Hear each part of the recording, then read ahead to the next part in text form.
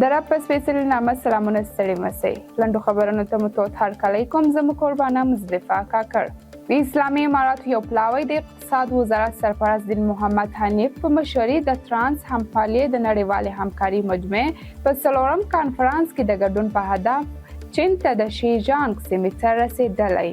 په بیجینیا کې د افغانستان سفارت په یوه خبرپاڼه کې چې دغه غونډه به نن پنجشنبې د جولای په 4مه پیل شي او د بیلابیل هیوادونو لوړپوړي چارواکي به له چینایي چارواکو او وزیرانو سره وګوري.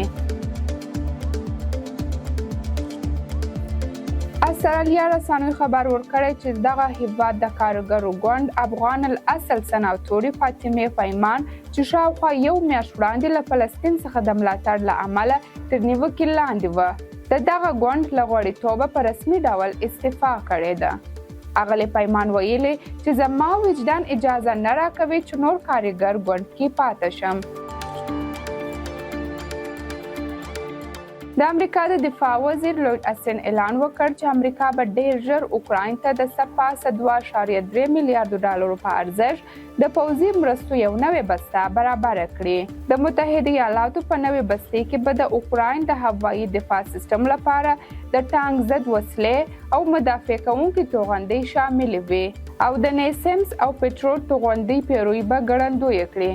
امریکا 2022 کال راهیسې له اوکراین سره تر 50 میلیارډ ډالرو زیاتو پوځي مرستې کړي، خو په راتلونکو ټاکنو کې د ډونالډ ټرمپ د ګټلو په صورت کې د دې مرستو د دوام په اړه اندېښنې شته. د سعودي د بهرنیو چارو وزیر شهزاد فیصل بن فرحان د غزې په ټرانک کې د جګړې د بندېدو لپاره د ملګرو ملتونو د امنیتي شورا د ملاتړ د ستاینې په ترڅ کې وویله، موږ به غزه کې د نړیوالو قوانینو سرغړونې ته اجازه ورنکړو. بن فرحان زیاته کړه د سولې لارې د 2 دولتونو حل او د فلسطین دولت په رسمیت پیژندنه ده.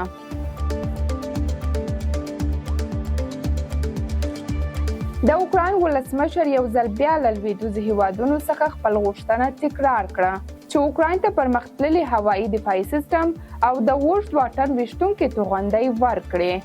همداراز دغه غوښتنه وروسته له هغه وسول چې د نیوپور په سیمه کې د روسیې د بې پلوټه الوتکو او د راکټانو په نننۍ حمله کې 15 تنه اوکراینیان ووژل شول.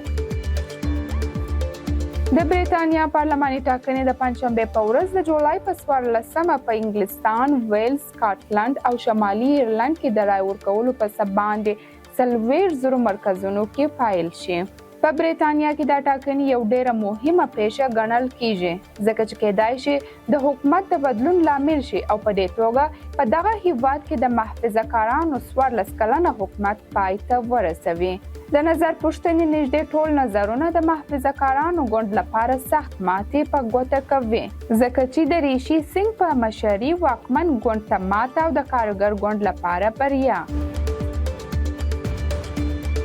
د جرمني پولیسو د اروپا د ملتونو د جام د 14م پړاو په سیالیو کې د ترکیې لخوا د اتریش تر ماتې وروسته 19 تنه ترکي مینوال ونیوله. تر 3000 زیاتو ترکي مینوالو له لوبې وروسته د ګلزن کرش په کوڅو کې ولمانځله او یو څه د پولیس له افسرانو سره شخړه وکړه چې د دې د خوړولو لپاره یې لوګي لاسي بمونه وکارول. د دغه پیښې په پایل کې یو تن پولیس سخت ژوبل شو. درنو لیدونکو دا هم و د نن ورځې لاند خبرونه. له ملتیا مو مننه. تر بیا ښې چارې.